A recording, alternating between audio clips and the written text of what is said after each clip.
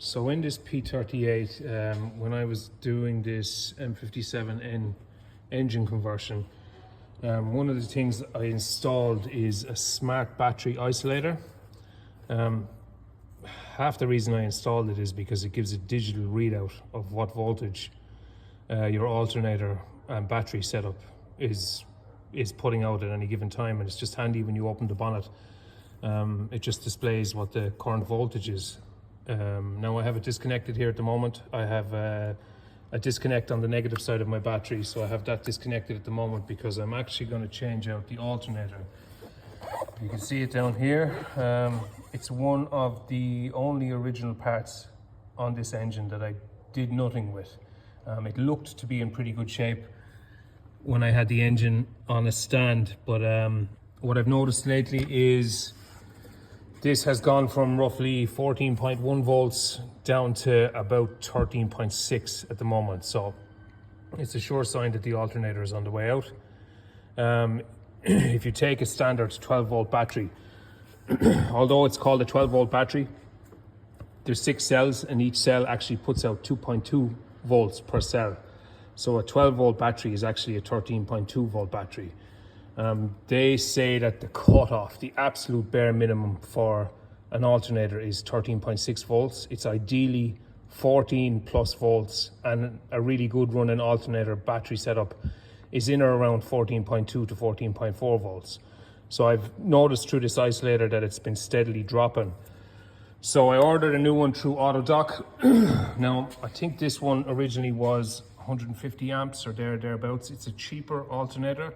I had thought it was a Denso, but actually when I looked into it, it's actually a cheaper, I think, Chinese one. So what I went for was, a Hella 170 amp brand new alternator.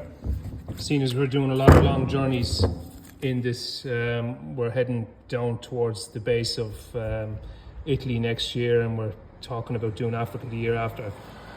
I said I'd put a good one into it. So it's a Hella 14 volt 170 amp alternator. So that came from Autodoc.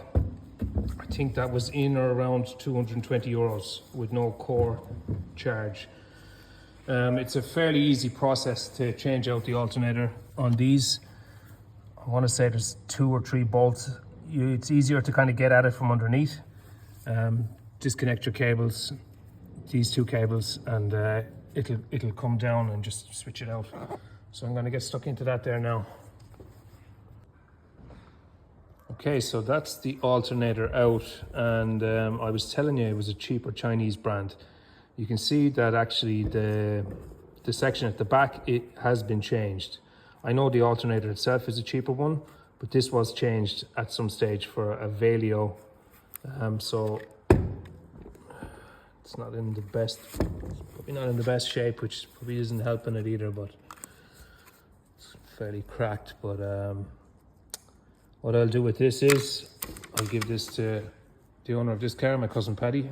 Paddy loves rebuilding stuff, so he'll rebuild that alternator for himself, and we'll pop in this new one. Actually, while I have you, I'm going to show you this. Picked this up yesterday. It's on a completely side note.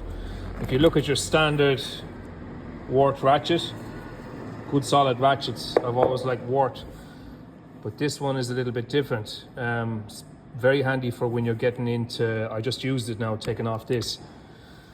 If I can do this with one hand, if you twist the handle, let me see now, put it in here. When you get into a tight spot where you can't go left and right, where it's very tight, if you twist the handle, the ratchet itself, twist the handle back and forth, it'll tighten the socket for you. I know it kind of seems a little bit gimmicky, but it's brilliant. I just used it inside now, and it's one of the bolts. You haven't got much wiggle room to go left and right. Very handy for that. Show you what I mean about this ratchet now, if I can hold the video.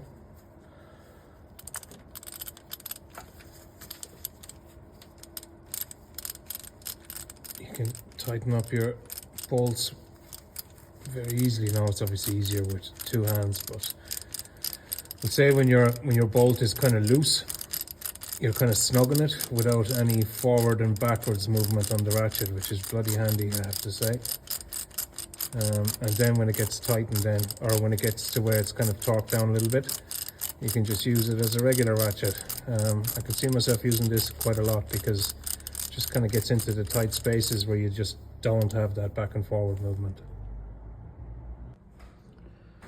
Okay, so that's the new alternator installed. As jobs go on an engine like this, it's pretty straightforward. Honestly, it's a job you could even do on the side of the road. Now, in saying that, this is the M57N engine. This technically doesn't belong in this Land Rover, but as you can see, there's plenty of space to get in and out here. This engine configuration, there's plenty of space kind of even to do anything. Even the turbo doesn't look like there's a whole pile of space, but from underneath there's a load of space to work on. So yeah, not a bad job at all. So I'm going to start it. We're going to check across this battery isolator and see what kind of voltage it's putting out now with the new alternator, and then I'll do a secondary check with a multimeter across the battery. So try that now.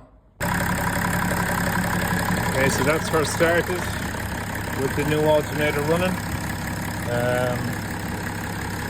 According to this, we're already at 13.9. It was putting out 13.6 before. Now, I was saying to you about it has to be above 14 volts, ideally, is a healthy alternator battery configuration. But this battery hasn't been charging properly under the guise of the old alternator. So it's going to take a little while for this is obviously charging the battery more now than it would regularly. It's bringing it back up. So this will increase with time. That will increase up to maybe 14.2 over time.